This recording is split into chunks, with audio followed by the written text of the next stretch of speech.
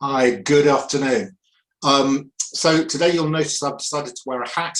This is because I've noticed that nearly everybody who does a comic blog on YouTube wears a hat. Usually it's a hoodie or a beanie and so on, but I've gone for a Stetson. So let me know what you think, whether it's a good idea for me to wear a hat when I'm doing my videos. I also generally remove my glasses because it tends to get glare. So today I'm just going to talk through a few of the comics that I've received recently. First of all, some I've actually had for a few weeks, but I haven't yet showed in a video. And these are reasonably significant investments, which hopefully will continue to increase in value. First of all, and most significantly, we have Fantastic Four number 49. Okay, this is the first full appearance of Galactus, and it is the first time that Galactus and the Silver Surfer appear together on a cover. I mean, this really is a key comic, and really pleased to get it. It's in pretty good condition. I suspect this, for me to have broken even on this, it really needs to be an 8. I think it probably is an 8 and possibly an 8.5.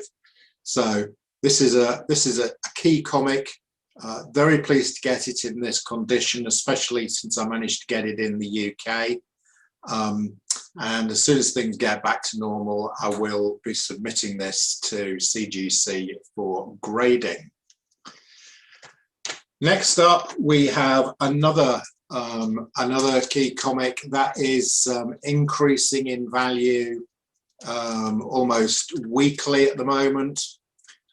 This is Silver Surfer number 3, and it is the first appearance of Mephisto. One of the reasons this is been increasing over the last few months is that people have been speculating that Mephisto is the key villain in WandaVision, and will also be the key villain in the next Doctor Strange movie. To be honest, it doesn't really matter if he isn't. This is still a key comic, and although it may dip a bit if he doesn't appear, it will recover its value. And next up, we have another Fantastic Four. This one also is in pretty good condition. This is Fantastic Four number 53. This is the second appearance of the Black Panther. There he is. And this has also got the origin of Black Panther. So this issue again has been increasing in value. You'll see actually here it is a UK priced copy, which doesn't usually affect the value. So very pleased to have picked up these 4 comic books. Each of them is of significant value, and I believe will all increase in value. So next up we have these are new comics. So I think they come out sort of between October and now. One of the greatest Marvel artists, certainly one of the greatest Marvel artists working at the moment, is a guy called Alex Ross. And he has recently produced some absolutely fantastic covers for Marvel Comics. They are called the Timeless covers. I intend to try and get them all. If you can get these, I've managed to get most of these near to cover price. 1 or 2 of them I've had to pay 2 or 3 times cover price just because they've already started to increase. I mean, these are never going to be huge value like the Fantastic Four that I just showed you, because they've been produced in very large numbers. But I'm going to show you some now. You'll see the covers are fantastic. So here we have Ghost Rider.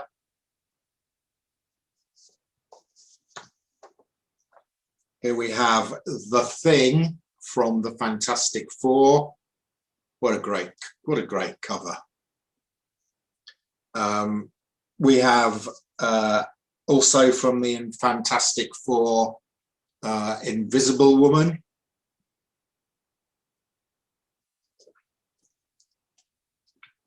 And here we have the Scarlet Witch, who of course is currently appearing in WandaVision.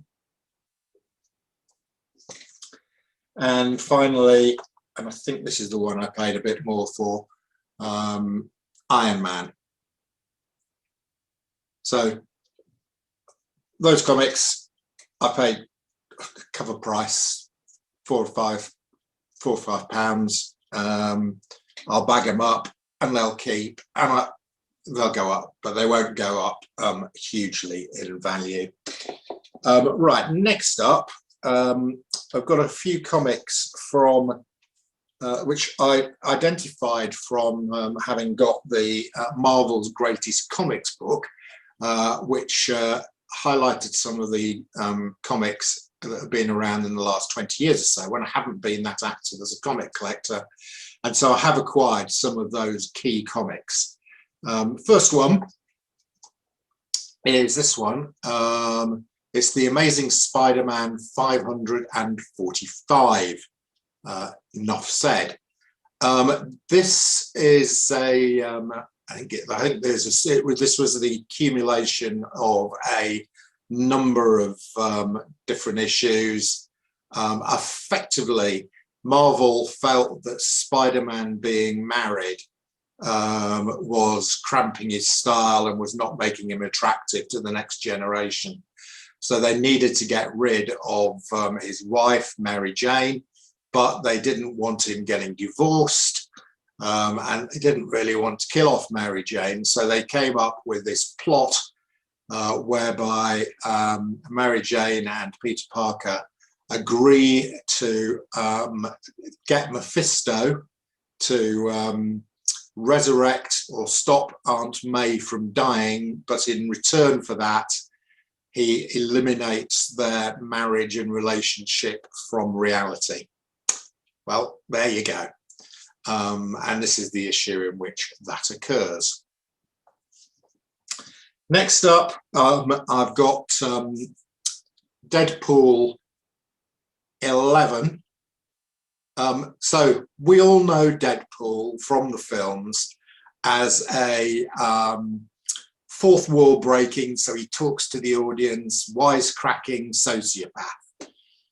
Well, effectively, that was established in this comic. That character was established in this comic when it got a new writer, Joe Kelly, and this is just a really fun book, and establishes Deadpool as that type of character. So this is a pretty key book.